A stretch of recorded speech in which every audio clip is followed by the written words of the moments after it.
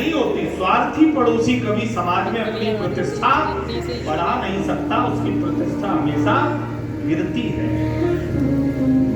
परमात्मा से स्वार्थ की भक्ति नहीं होनी चाहिए कि मेरा ये काम हो जाए तो हम ये करेंगे। इसका मतलब तुम्हें परमात्मा से कोई लेना देना नहीं, तुम्हें केवल अपने कार्य की सिद्धि करनी है, तब तुम परमात्मा को करोगे। ध्यान से सुनना, ये बातें गुरु श्रेष्ठ जनों से ही मिलती हैं, तभी गुरु और श्रेष्ठ जनों की आवश्यकता पड़ती है, क्योंकि गुरु हमें एक एक शब्द पर प्रकाश डालता है। हम लोग कहते हैं हमारे घर में ये हो जाए तो हम भागवत करा देंगे, हमारे लड़के की नौकरी लग जाए तो हम मंदिर बनवा देंगे। अरे क्यों बनवा दोगे?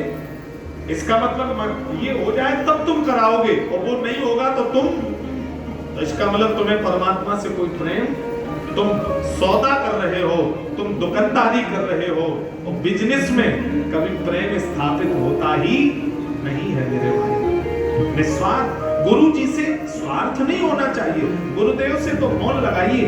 गुरु जी घर कब आ रहे हो, भले ही आपत्ति है, घर में संकट है, पर हम गुरु जी से नहीं कहेंगे, क्योंकि गुरु जी सर्वांतर्यामी हैं। अगर मेरी भक्ति सच्ची है तो मेरे गुरु जी बिना कहे सब जान जाएंगे, और गुरु जी की कृपा मेरे ऊपर होगी तो मेरे सारे काम सिद्ध हो जाएंगे, हमें कुछ भी कहने की जरूरत नहीं पड़ेगी। गुरु जी आप घर कब आ रहे हो? गुरु जी आपकी बहुत याद आ रही, एक बार आ जाओ, घर घूम जाओ। तो गुरुदेव से प्रीति हो, स्वार्थ नहीं हो, भगवान से प्रेम हो। आज हम लोग देखते हैं काली माई मंदिर पे, नीलकंठ मंदिर पे कितनी लंबी लंबी लाइनें लगती हैं। स्वयं भी हम टेंशन में हैं और भगवान को भी टेंशन देते हैं। भगवान भी कहते होंगे अपनी लाके मेरे ऊपर पटक देता है। अरे कभी भगवान के सामने जाओ तो उनसे ये मत कहो कि प्रभु आए हम मरे जा रहे, हमारा ये हो गया वो नहीं। कभी भगवान से भी प्रेम लड़ाओ जा करके, और ये कहो कि प्रभु हम कुछ मांगने नहीं आए हैं, आप घबराना मत, हम तो केवल आपको देखने आए हैं कि आप अच्छे हो कि नहीं। प्रभु मन बेचैन था इसलिए अब आपको देखने चले आए। जब ये भाव आपका आएगा तो परमात्मा सर्व सिद्धि प्राप्त आपको करा देगा। प्रेम तो एक बार करके देखिए, उनसे जुड़कर तो देखिए। लोभी गुरु लालची चेला। लोभी गुरु हो, पैसे वाला शिष्य है तो गुरु जी आश्रम में अपने हाथ से बिस्तर बिछवा रहे हैं। दिल्ली से भक्त आया, दिल्ली से, क्यों? ये जाएगा तो 10-50 हजार की चेक दे के जाएगा, और कोई गरीब चेला आ गया तो गुरु जी मिलने भी नहीं जा रहे, कह दो गुरु जी भीतर सो गए, वहीं कहीं रुका दो उन्हें, टाइम नहीं हमारे पास। तो ध्यान से सुनना, किसी श्रेष्ठ संत या आचार्य या कथावाचक के पास आप जाना, यदि उसकी दृष्टि में पैसे वालों के प्रति विशेष आदर है और गरीब भगवत भक्तों के प्रति अनादर है, तो समझ लेना ये खुद में अधूरा है, ये हमारा कल्याण नहीं कर पाएगा। ऐसे गुरु को त्याग देना, वहां आपका कल्याण नहीं हो सकता है। गुरु के लिए तो सिया राममय सब जग जानी, वहां ऊंचा नीचा कोई है ही नहीं, वहां छोटा बड़ा कोई है ही नहीं, वहां तो हरि को भजे सो हरि को होई, और जाति पाति पूछे नहीं कोई।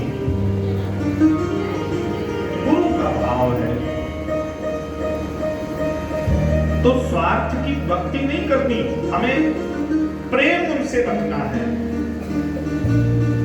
सूरदास जी रुनकता मथुरा के आगे पड़ता है, रुनकता से सूरदास जी पैदल चल करके वृंदावन आते थे, और जब तक बिहारी जी के मंदिर में आते थे तो मंदिर के कपाट बंद हो जाते थे,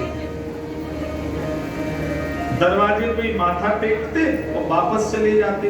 एक दिन पुजारी ने पूछा, बाबा एक तो आप अंधे हैं, और आप तब आते हो जब दरवाजे बंद हो जाते हैं, लोग 2-2 घंटे बैठे रहते हैं कि जब तक बोले मंदिर नहीं खुल जाएगा, जब तक दर्शन नहीं हो जाएंगे, बोले हम नहीं जाएंगे।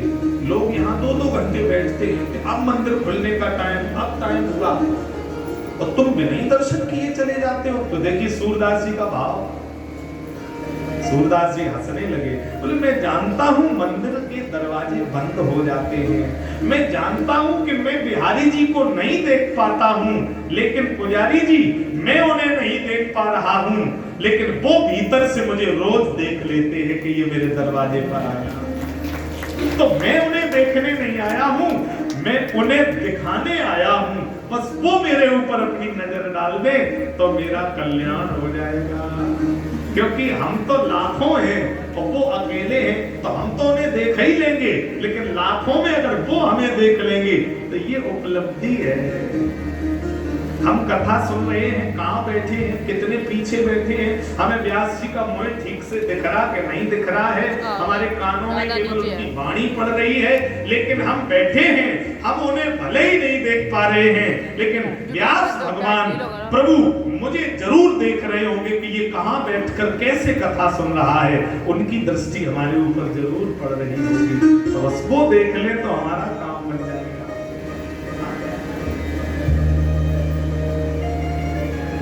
इसलिए गुरु दीक्षा नितांत अनिवार्य है, गुरु दीक्षा जरूर लेनी चाहिए, पर ठीक तरह गुरु को छान लेना चाहिए, तब गुरु दीक्षा लेनी चाहिए। इसके बाद गोस्वामी जी ने कहा एक बीमारी है जो प्रत्येक व्यक्ति के आंखों में होती है, वो दृग्दोष। और ये दृग्दोष मोतियाबिंद से भी खतरनाक है, ना इसका हेम्योपैथिक इलाज है ना एलोपैथिक है। ये दृग्दोष केवल हमारे धर्म ग्रंथों में इसका उपाय बताया है, आप लोग चाहो तो आप लोगों को बता दें। अच्छा, दृग्दोष आप समझ लो क्या होता है और ये बचे इससे कैसे। गुरुपद राज मृदु मंजुल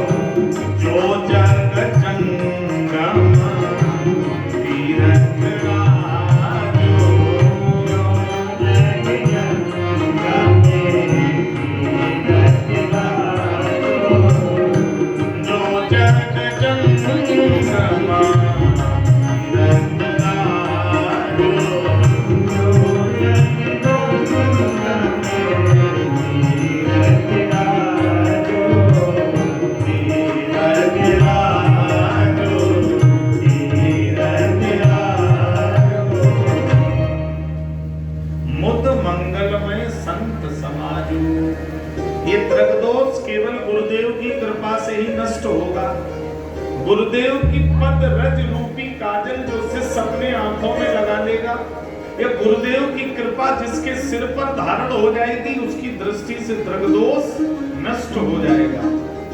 अच्छा, आप जरा ध्यान देना, कभी कभी जब साधारण धूल उड़कर के किसी गाड़ी के शीशे पे गिर जाए तो शीशा धुंधला पड़ जाता है। धूल रज जब शीशे पर पड़ जाए तो धुंधला कर देती है, और वही धूल जब गुरु जी के चरणों को छू करके जब चरण रज बन जाती है, जब वह चरण रज किसी के जीवन में गिरती है तो न दिखाई देने वाले को दूर दूर देखने की दृष्टि पैदा कर देती है। वही रज जब संसार में जुड़ती है तो दिखाई देने वाले को धुंधला कर देती है, और वही रज जब गुरु जी से जुड़ जाती है तो वो चरण रज कल्याण भी कर देती है। चरण रज मिल जाए। परिश्रम करे कोई कितना भी लेकिन, परिश्रम करे कोई कितना भी लेकिन, सद्गुरु बिना मान पंक्ति नहीं है। सद्गुरु बिना मान पंक्ति नहीं है। कृपा के बिना काम चलता नहीं है। कृपा के बिना काम चलता नहीं है। परिश्रम करे कोई कितना भी लेकिन, परिश्रम करे कोई कितना भी लेकिन, कृपा के बिना काम चलता नहीं है। कृपा के बिना काम चलता नहीं है। हरि जय हो।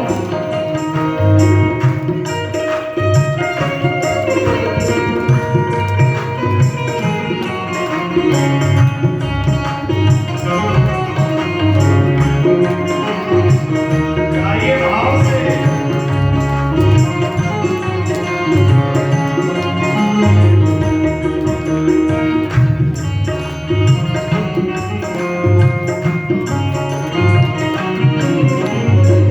श्री गुरु पद नख मन गण ज्योति,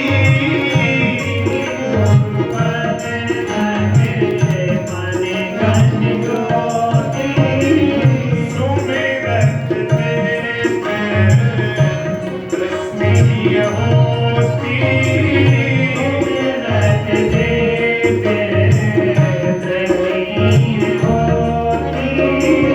ओ भराए विमल, ओ भराए विमल, विलोचन ही रखे, मिटाए दोष दोष भरत ही रखे, मिटाए दोष दोष भरत ही। गाइए हरि बोल।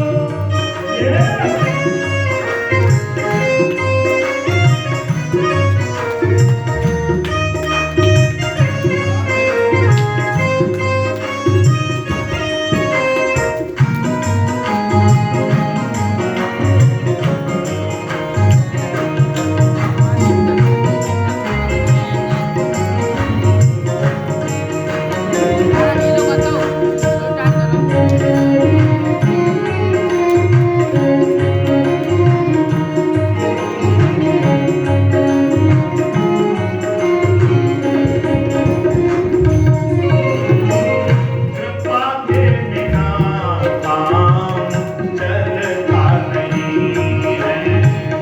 कृपा के बिना काम चलता नहीं है। सद्गुरु बिना बात बनती नहीं है।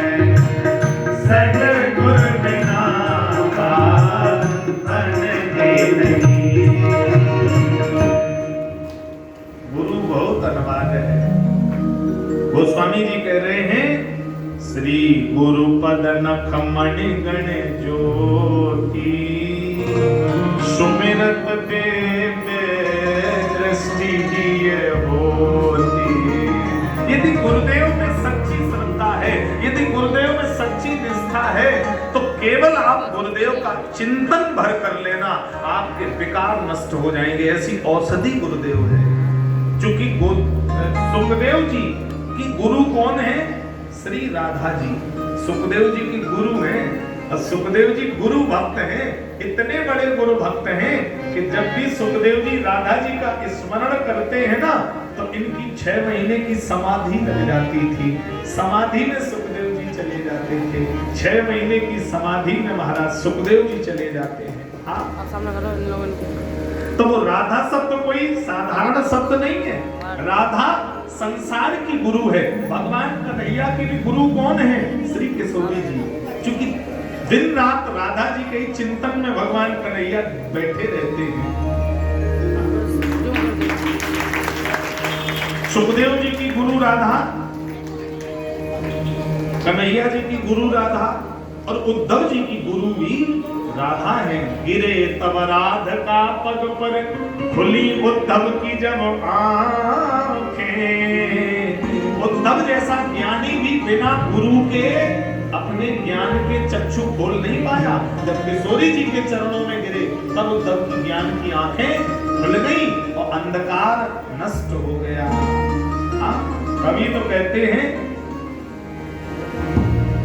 राधे राधे रटो चले आएंगे बिहारी, राधे राधे रटो चले आएंगे बिहारी, आएंगे बिहारी चले आएंगे बिहारी, आएंगे बिहारी चले आएंगे बिहारी। राधे राधे राधे राधे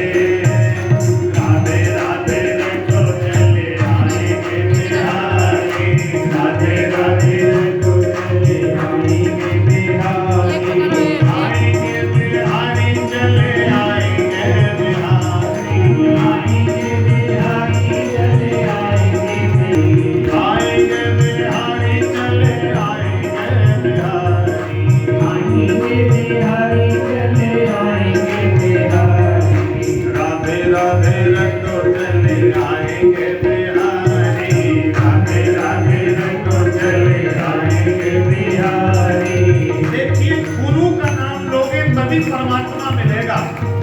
राधा गुरु है तो राधे राधे रटो आएंगे बिहारी। तो बड़ा सुंदर ये भजन है गुरु की परंपरा का। जो भी पैर हिलाना चाहे तो भाव के साथ, मस्ती के साथ मेरे साथ गाइए। राधे राधे रटो चले आएंगे बिहारी, राधे राधे रटो चले आएंगे बिहारी, आएंगे बिहारी चले आएंगे बिहारी, बिहारी चले आएंगे। राधे राधे राधे राधे रटो चले आएंगे बिहारी, राधे राधे रटो चले आएंगे बिहारी। हरि हो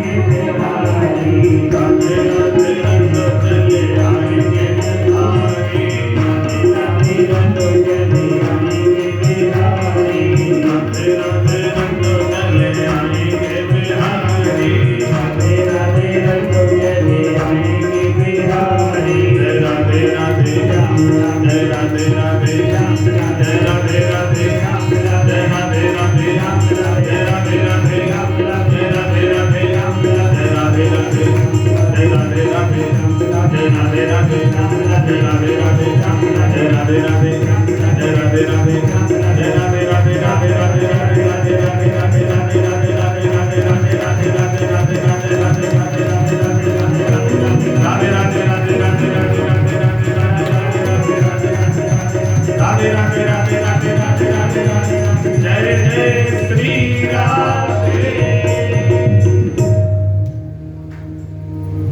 बोलिए गुरुदेव भगवान की जय हो। तो गुरु के बिन भव सागर नष्ट नहीं होगा। गुरु बिन भाव निधि तरए कि कोई, चाहे बिरंच शंकर सम होई। अब यहाँ एक प्रश्न और आता है, गुरु मान लीजिए बहुत श्रेष्ठ आपको मिल जाए तो क्या कल्याण हो जाएगा? गारंटी है, क्योंकि रावण को शंकर जी गुरु मिले। शंकर जी से बड़ा गुरु तो कोई है नहीं संसार में। गुरु शंकर रूपणम, और शंकर जैसा गुरु मिलने पर भी रावण का कल्याण नहीं होगा। तब क्या गारंटी है कि इतना श्रेष्ठ गुरु हो फिर भी कल्याण नहीं हुआ? क्योंकि रावण शंकर जी को मानता है, गुरु जी को मानता है, पर गुरु जी की नहीं मानता है। कितने ही श्रेष्ठ गुरु मिल जाए, अगर हम गुरु जी की नहीं मानेंगे तो काम नहीं बनेगा। की मानना सीखना पड़ेगा। रावण अभिमानी है, और जब तक गुरु शिष्य के बीच में अभिमान रहेगा तब तक कितना ही श्रेष्ठ गुरु हो वो भी आपका कल्याण नहीं कर पाएगा। वहां समर्पण हो जाए, सरलता से गुरु जी की शरण में चले जाओ। इसके बाद गोस्वामी जी कह रहे हैं, बिनु सत्संग विवेक न हो, राम कृपा सुलभ सत्संग के बिना विवेक तो सत्संग बहुत जरूरी है। अच्छा, सत्संग का देखो क्या प्रभाव है। एक कुमार घड़े बेचता था, मिट्टी के बर्तन बेचता था। पत्नी बहुत सत्संगी थी कुमार चिलम बना कर बेच रहा था। चिलम पत्नी आ गई, पत्नी ने कहा ये क्या कर रहे हैं? चिलम खुद भी जलेगी और जिसके पास जाएगी उसको भी जलाएगी, तो इसको हटाओ, सुराई बनाओ। सुराई स्वयं भी शीतल रहेगी और जिसके घर जाएगी उसको भी शीतलता पहुंचाएगी। सुराई बना दी। सुराई किसी में सुराई पानी बड़ा ठंडा देती है, तो सुराई कह रही ये मेरा प्रभाव नहीं है, ये कुमार की पत्नी जो सत्संग सुनकर आई थी उसने कुमार के विचार बदल दिए। सत्संग से विचार बदले कुमार के, लेकिन मेरे तो जीवन का प्रकार ही सत्संग ने बदल दिया। चिलम से मुझे सुराई बनने का अवसर मिला, ये सत्संग के प्रभाव के कारण। तो सत्संग हमारे विचारों को बदल देता है, और जब विचार बदल जाएगा तो हमारे जीवन का प्रकार स्वयं ही बदलता चला जाएगा। एक जगह की घटना है, अयोध्या में कुछ महात्मा लोग गए और वो धर्मशाला में रुके थे, और उसी धर्मशाला के नीचे वाले कमरे में एक व्यापारी रुका था 3-4 दिन के लिए। अरे महात्मा लोग तो 3 बजे उठ जाते हैं तिलक तिलक करके, और सवेरे ही वो अपना आसन बिछा करके रामायण का पाठ करते हैं, सीताराम सीताराम की ध्वनि और बढ़िया भजन करते हैं सुबह बैठ करके। और वो जो व्यापारी था वो जब सुबह महात्मा सत्संग करे तो उसे बड़ा दिक्कत हो, क्योंकि वो 9 बजे सो के उठता था और रात में 1 बजे तक मोबाइल चलाता था, तो 2 बजे सोता था, और जब तक वो सोता था महात्मा अपना शंख बजा देते थे। और उसने एक दिन महात्मा जी से कहा, क्या ये तमाशा लगा देते हो, हमें सोने नहीं देते हो। और वो नास्तिक था, भगवान को नहीं मानता था, लेकिन गलती से सत्संगी साधु के सानिध्य में चला गया। महात्मा जी बोले तुम भगवान को नहीं मानते? बोले ना। महात्मा जी बोले तुम जो भी कर रहे हो तुम्हारे जीवन में सब कर तो परमात्मा ही रहा है, तुम्हें भोजन की व्यवस्था भी परमात्मा ही तो बना रहा है। उसने कहा मैं नहीं मानता। तो अगर परमात्मा भोजन खिलाता है तो मुझे कोई चमत्कार करके दिखाओ। महात्मा जी बोले देखो वही खिलाता है और तुम नहीं खाओगे तो वो मार मार के खिलाएगा। व्यापारी ने कहा आज मैं सुबह से शाम तक भोजन नहीं करूंगा और देखे परमात्मा मुझे खिलाते आकर के तो मैं कल से भगवान को मानने लगूंगा, नहीं तो कल मैं तुमसे निपटूंगा आके। शर्त लग गई। पुजारी जी ने कहा ठीक है। अब वो पास में वन है, वन में गया व्यापारी, जंगल में जहां कोई नहीं। उसने कहा यहाँ तो कोई नहीं है, देखे यहाँ कैसे हमें कौन खिलाता है। तो वो बरगद के विशाल वृक्ष में बैठ गया ऊपर चढ़ के। बोले आज का दिन कैसे ही निकल जाए और कल हम फिर साधु को देखेंगे जाके। नास्तिक तो बहाना ढूंढते